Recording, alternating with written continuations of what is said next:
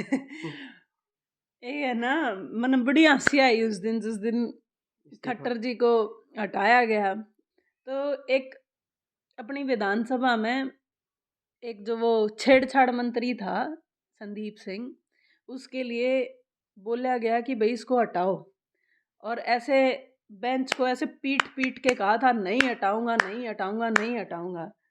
तो मुझे वो ध्यान आया, वो नाटक में यूं नहीं करते हैं, मैं हट गया मैं हट गया मैं हट गया। और मुझे आदत नहीं है खरगोश की तरह भाग भाग के चलने की, मैं हमेशा कछुआ चाल चली हूँ और मैं अपने समाज में हूँ। मैं बीजेपी आज के दिन रह क्या गई है, इसका नेता तोड़ लिया उसका नेता तोड़ लिया, उसका घर पाड़ दिया इसका घर पाड़ दिया, इनका खुद का क्या है, कुछ भी नहीं है। तो हमारे नेता लेके जाने बंद करो, अपने दम पे लड़के दिखाओ, आप जीत जाओ तो। अगर ये चोर थे, चोर हैं और चोर रहेंगे। पीछे भी किसी ने एक नारा दिया था, किसी ने क्या, राहुल जी ने नारा दिया था, मोदी चोर है। तो मोदी चोर था, आप ये देखिए, आज सारे दुनिया को पता था, और तब उन्होंने बताया था कि मोदी चोर है, तो मोदी चोर था। तो वैसे तो आप गाड़ दे हो, वैसे तो आप न्यू को हो मोदी शेर है रे, वह बीगी बिल्ली है, वह चूहे हैं पाकिस्तान वाले, फिर उन चंदा क्या उन पर चंदा क्या ले हो और उन पर काम क्या करवाने लग रहे हो। काला धन, यस काला धन आया, बीजेपी की तिजोरी में आया। 15 लाख आए, 15 लाख नहीं पता नहीं कितने हजार करोड़ आए बीजेपी की तिजोरी में आए। ना इन्होंने आपके खाते में देने थे, ना इन्होंने आपके काले धन को वापस लाना था। काले धन को इन्होंने अपने पास वापस लाना था, वो भी लेके आए। और नमस्कार, हरियाणा वेव्स में आपका स्वागत है। खास मुद्दों पर खास बात, खास मेहमान के साथ। आज हमारे साथ में है सोनिया दून, लेडी सिंघम कह सकते हैं हरियाणा की। तो खास मुद्दों पर बात करते हैं जी। राम राम जी बहन जी। राम राम भाई। सबसे पहले अगर बात कर ले, आजकल मार्केट में नहीं सबसे ज़्यादा चंदा चोर, चंदा चोर के नाम पे बहुत सारी बातें की जा रही है। तो सोनिया दून का इसके ऊपर क्या कहना है? सोनिया दून का एक ही बात कहना है, ये चोर थे, चोर हैं और चोर रहेंगे। पीछे भी किसी ने एक नारा दिया था, किसी ने क्या, राहुल जी ने नारा दिया था, मोदी चोर है। तो मोदी चोर था, आप ये देखिए, आज सारे दुनिया को पता था, और तब उन्होंने बताया था कि मोदी चोर है। तो मोदी चोर था, मोदी चोर है और मोदी चोर रहेगा। जहां तक ये बात बताई जा रही है भाई, पाकिस्तान के खिलाफ मोदी जी का या फिर मोदी सरकार का बहुत सारे ऐसे हुए हुए हैं भाई। मोदी जी का भाई फंडिंग बताई जा रही पाकिस्तान से भी ली गई है। जी बिल्कुल, ऐसी कंपनी है, ऐसी कंपनी आपने देखा होगा जो माननीय न्यायालय ने जो मांगी थी, सर्वोच्च न्यायालय ने जो कंपनियों के नाम मांगे थे एसबीआई से, उसमें जो कंपनियों के नाम दिए गए थे उसमें एक स्पेसिफिक कंपनी थी जिसमें साफ साफ था जो वह कंपनी है वह पाकिस्तान की कंपनी है। तो वैसे तो आप गाड़ दे हो, वैसे तो आप न्यू को हो मोदी शेर है रे, वह बीगी बिल्ली है, वह चूहे हैं पाकिस्तान वाले, फिर उन चंदा क्या उन पर चंदा क्या ले हो और उन पर काम क्या करवाने लग रहे हो। तो ये बात साफ साफ नजर आई है, इनकी कथनी करनी में बहुत सदा से फर्क रहा है। और आज जनता को भी पता चल चुका है कि इन लोगों ने हमारे पैसे की किस तरीके से चोरी करी है। जिन लोगों को ये काम देना चाहते थे, चंदा लेके इन्होंने काम दिया। क्या मतलब वो बात कह सकते हैं जब मोदी जी सत्ता में आए थे, 15 लाख हर किसी के खाते में आएंगे, काला धन वापिस आएगा। तो क्या मतलब ऐसे ही फिर लोगों का ये जुमला जो मिला था वो जुमला ही बन के रह गया? आया ना खाते में, धन आया खाते में, लेकिन हमारे खाते में नहीं, बीजेपी के अकाउंटों में धन आया। आप किसी भी जिले में जाके देख लो, मैं प्रदेश की बात नहीं कर रही, किसी जिले में जाके देख लो, इनके जिले के कार्यालय भी से हैं जो 5 स्टार होटल हूँ, कितना आए हैं भाई, बीजेपी तो रहा है, अचानक इतना पैसा कितना आ गया। आप कांग्रेस लोग तो ना है इस तरीके के ऑफिस, जिस पार्टी से मैं जुड़ी हुई हूँ और हमारे दो रवि इस तरह के ऑफिस नहीं है भाई। आपने इतनी बड़ी बड़ी बिल्डिंग बनाई कुकर हैं, तो काला धन, यस काला धन आया, बीजेपी की तिजोरी में आया। 15 लाख आए, 15 लाख नहीं पता नहीं कितने हजार करोड़ आए बीजेपी की तिजोरी में आए। ना इन्होंने आपके खाते में देने थे, ना इन्होंने आपके काले धन को वापस लाना था। काले धन को इन्होंने अपने पास वापस लाना था, वो भी लेके आए।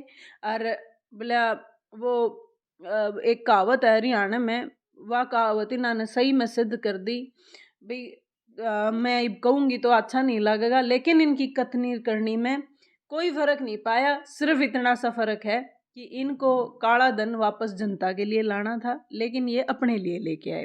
15 लाख इन्होंने कहा था जनता के खातों में देंगे, ये अपने खातों में लेके आए। ईवीएम का नाम पर एक बहुत बड़ा वो चल रहा है, लोग जागरूकता लगा लीजिए या फिर लोगों के समझ में अब आइए, कोई ईवीएम को लेके बहुत बड़ी जगह पे भाई बहुत से शहरों में विरोध चल रहा है, तो आपका क्या कहना है उस पे? बिल्कुल इसमें 100% दिक्कत है ईवीएम में। ईवीएम में एक सॉफ्टवेयर है, जिस चीज़ में भी सॉफ्टवेयर है वह हैक उसका है। जब फ़ोन हैक क्यों हुए हैं, सॉफ्टवेयर है। या कोई भी चीज़ मशीन हैक हो जाए है, या कोई भी चीज़ हैक हो जाए है, क्योंकि उसमें एक सॉफ्टवेयर होता है। ऐसे ही उस ईवीएम में भी सॉफ्टवेयर है और इसमें दिक्कत है। विपक्ष तो रोज का कह रहा है। जनता को मैं शुक्रगुजार हूँ जनता की, कि जनता ने भी यह बात समझ में आ रही है। और मैं तो ये बात के लिए न्यायालय से भी रिक्वेस्ट करूँगी कि इस पे भी संज्ञान ले, क्योंकि और कोई संज्ञान लेने वाला इस समय देश में बचा नहीं है। इसको सरकार को तो बातें चाहिए हैं, और अगर इतने ही मजबूत हैं सरकार वाले तो जोड़ तोड़ बंद करें, अपने बलबूते पे चुनाव लड़के दिखाएं। बीजेपी आज के दिन रह क्या गई है? इसका नेता तोड़ लिया, उसका नेता तोड़ लिया, उसका घर पाड़ दिया, इसका घर पाड़ दिया, इनका खुद का क्या है? कुछ भी नहीं है। तो हमारे नेता लेके जाने बंद करो, अपने दम पे लड़के दिखाओ, आप जीत जाओ तो। अगर हरियाणा की हम बात कर ले, मनोहर लाल खट्टर जी, हम्म। मेरे हिसाब से एक लेडीज होने के तौर पर सबसे ज्यादा अगर किसी ने मनोहर लाल खट्टर जी को याद किया तो सोनिया दून होगी। ये है ना, मन बड़ी हंसी आई उस दिन जिस दिन इस्तीफा। खट्टर जी को हटाया गया। इस्तीफा तो दिया नहीं जाता, लिया जाता है राजनीति में। कुर्सी कौन छोड़ना चाहे करे, कुर्सी तो हटाया जाया करे। तो एक अपनी विधानसभा में एक जो वो छेड़छाड़ मंत्री था संदीप सिंह, उसके लिए बोला गया कि भाई इसको हटाओ, और ऐसे बेंच को ऐसे पीट पीट के कहा था, नहीं हटाऊंगा, नहीं हटाऊंगा, नहीं हटाऊंगा। तो मुझे वो ध्यान आया, वो नाटक में यूं नहीं करते हैं, मैं हट गया, मैं हट गया, मैं हट गया। तो इंसान अक्सर जब उल्टी राह चलता है ना, तो वो उल्टे फैसले लेता है। और जो महिला होती है, जो औरत होती है, वो शक्ति का रूप होती है, और ये शक्ति ही थी भाई। बीजेपी वैसे तो सनातन धर्म की बात करती है, लेकिन शायद इसके इनके नेता खुद ही भूल जाते हैं। तो जब शक्ति शराब देती है, तो ये किसी शक्ति का ही शराब था कि आप अपना कार्यकाल तक भी पूरा नहीं कर पाए, आपको बीच में से हटाया गया। इसके पीछे का बताया जा रहा है कि भाई जो जेजेपी और बीजेपी का गठबंधन टूटा वो सिर्फ दिखावे के लिए तोड़ा गया है, जबकि पीछे ये गठबंधन ऐसा कैसे? आप एक बात बताइए, इलेक्शन आते ही कैसे गठबंधन टूट गया? पहले तो नहीं तोड़ा, पहले तो खूब धांधलियां हुई हैं, खूब घोटाले हुए हैं, सब कुछ बहुत बढ़िया चल रहा था और सरेआम चल रहा था। अब अचानक से कैसे वो हो गया? क्यों? आपको पता है, एक ऐसी कास्ट है जिस कास्ट से माननीय उप मुख्यमंत्री जी आते हैं, उस कास्ट के वोट बांटने के लिए ये गठबंधन टूटा है, ताकि वो कास्ट उलझी रह जाए, भी नेता मानने किसको। वो कास्ट इनमें उलझ के रह जाए, या वोट बंटवारा इनमें उलझ के रह जाए। वोट बंटवारे के लिए बीजेपी ने दोबारा आने के लिए ये गठबंधन को दिखावी रूप से तोड़ा है। और इनका गठबंधन तो पहले भी कभी नहीं टूटा था। मैन्यू बताओ, बोला वो के कहावत थी, बोला फोटो उसका ब्याह उसका, जमाई तो यो ही था। तो जमाई ससुराल से नाता कैसे तोड़ सकता है? तो जमाई वापस ससुराल ही आएगा। नायब सिंह सैनी के कल मंत्रिमंडल विस्तार हुआ है, तो आप किस तरीके से देख रहे हो भाई पुराने मंत्रियों को ना ला करके नया मंत्रिमंडल गठित किया गया है? ये बीजेपी की पुरानी स्ट्रेटजी है, जिसका विरोध दिखे उसको या तो इलेक्शन के एन पहले हटा दो या उसकी टिकट काट दो। लेकिन इससे कुछ होने वाला नहीं है। हरियाणा की जनता अपना चेंज का मूड बना चुकी है।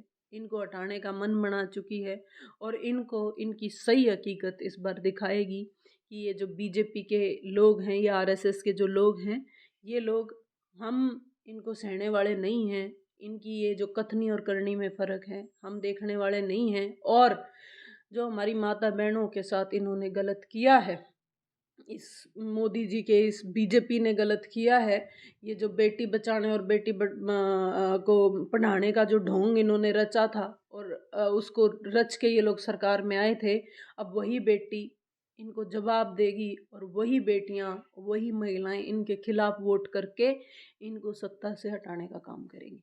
अनिल विज एक बड़ा चेहरा होता है बीजेपी का हरियाणा में, कहीं ना कहीं उनको पीछे धकेल दिया गया है, उनको याद भी नहीं किया गया।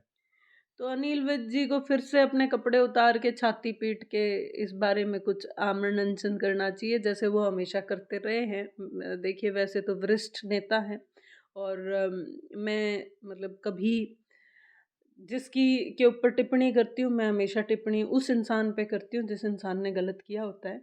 अनिल विज जी के साथ नाइंसाफ़ी हुई है, सारी ज़िंदगी बीजेपी को दे दी, आरएसएस को दे दी और जब मिलने का के लिए टाइम आया, जब मलाई खाने का टाइम आया तो उन्हें उस मलाई से बहुत दूर रखा गया। किसान आंदोलन एक हरियाणा, पंजाब, आसपास के क्षेत्र का बना हुआ, जहां किसानों को एक बॉर्डर पर रोक दिया गया और जिसमें शहादतें भी हुई।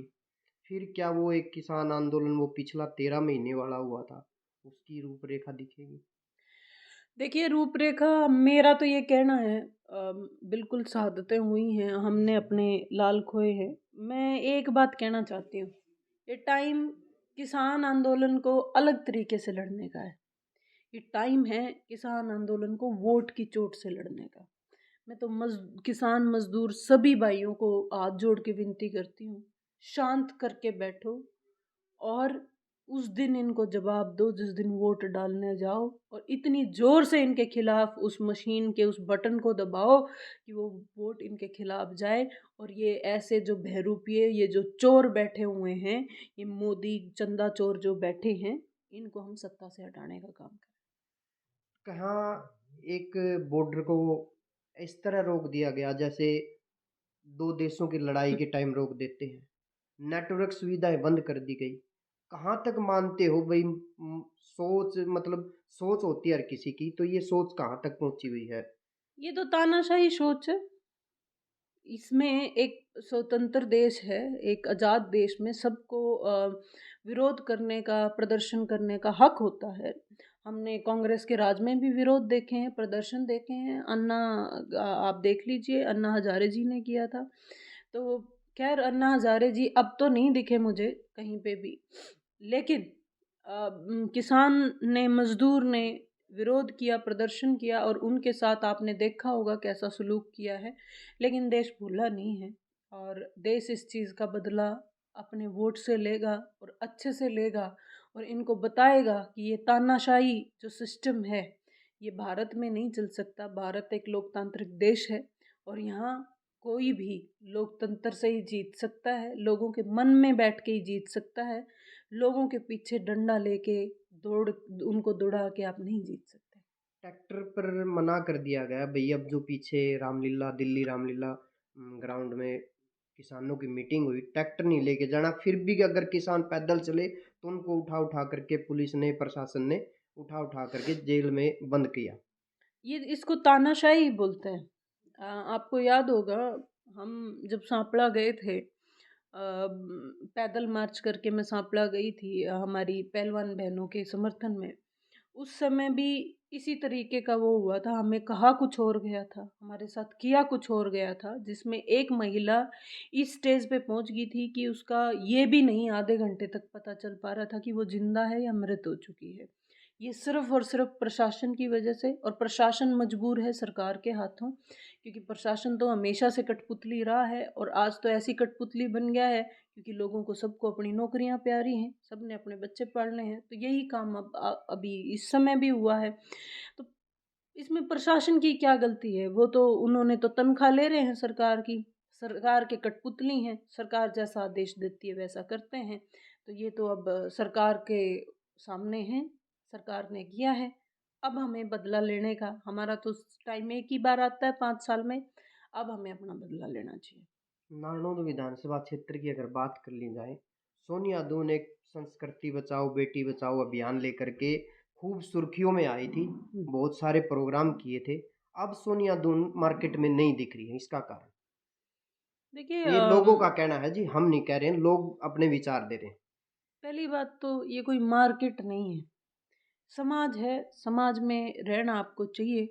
और सोनिया दून अभी भी आपको शायद आपने ना देखा हो, या जो भी मीडिया के साथी हों उन्होंने ना देखा हो, 10 तारीख को सोनिया दून एक खाप की पंचायत करके आई है, उसी संस्कृति बचाओ हरियाणा बचाओ के फेवर में गोरखपुर में। आगे भी मेरे कार्यक्रम तय हैं, और मुझे आदत नहीं है खरगोश की तरह भाग भाग के चलने की। मैं हमेशा कछुआ चाल चली हूँ, और मैं अपने समाज में हूँ। मैं अभी डाटा के मेरे पीछे कार्यक्रम हुए हैं, अबतपुर के हुए हैं, उससे पहले खानपुर के, सिंदड़ के हुए हैं, सिशाय के हुए हैं। तो मुझे नहीं लगता है जिसको आप मार्केट कह रहे हो उस समाज से मैं कहीं बाहर गई हूँ या मैं कहीं बाहर जाने वाली हूँ। ये बात वो जो लोग कुछ लोग, जो चंद लोग ये बात का खुशी मना रहे हैं, तो खुशी मनाना बंद कर दो। सोनिया दून ना कभी गई थी ना कभी जाएगी। अगर नारनौंद की ही बात कर ली जाए तो सोनिया दून कहीं न कहीं कांग्रेस के पक्ष में दिखी थी। तो क्या अभी आगे भी रणनीति या फिर राजनीति देखते हुए कांग्रेस के ही फेवर में है सोनिया? बिल्कुल, बिल्कुल। मेरा मैं इकलौती इस विधानसभा में ऐसी हूँ कि जो टिप्पणी करने के अलावा लड़ती हुई आपको रोडों पे दिखी होगी। भी माइक पकड़ के टिप्पणी करना, भाषण देना बहुत आसान होता है, लेकिन रोडों पे जाके सरकार से लड़ना बहुत मुश्किल होता है। और आपने वो अपनी बहन में देखा होगा, चाहे वो किसान आंदोलन हो, चाहे वो संदीप सिंह छेड़छाड़ मंत्री के खिलाफ लड़ाई हो, खट्टर के खिलाफ लड़ाई हो, या वो मेरी पहलवान बहनों के हक में लड़ाई हो, मैं हमेशा आपको दिखी होंगी, हमेशा आपको रोडों पे लड़ती हुई दिखी होंगी। तो मैंने तो वो लड़ाई लड़ी है, और इस बीजेपी और आरएसएस से लड़ी है, इस विचारधारा से लड़ी है। तो मैं तो इस विचारधारा के ही खिलाफ हूँ, और मैं कांग्रेस के साथ थी, हूँ और रहूँगी। हम हमेशा मैं माननीय पवार साहब की विचारधारा के लिए काम करती हूँ। हम हमेशा कांग्रेस के साथ थे, हैं और रहेंगे। लोकसभा चुनाव की निर्वाचन आयोग ने तारीख फिक्स कर दी है। आप किस तरह से देख रहे हो हरियाणा? भाई हरियाणा की हम बात करें तो हरियाणा में लोकसभा का कैसा दबदबा और कैसा नेताओं के पास रहेगा? मैं जनता से कहना चाहूँगी, मतलब जनता देखो माई बाप होती है, जनता जनार्दन होती है, जनता राजा होती है। तो मैं इस माई बाप जनता से, इस माई बाप लोगों से एक बात कहना चाहूँगी कि आप लोग सिर्फ ये मत सोचो कि स्टेट की लड़ाई आप लोगों को लड़नी और जीतनी है। एमएलए तो बनाने भी हैं और ये बीजेपी वाले हटाने भी हैं, लेकिन उतना ही ज़रूरी है एक एमपी को चुन के भेजना भी, एक सही इंसान को चुन के भेजना भी है।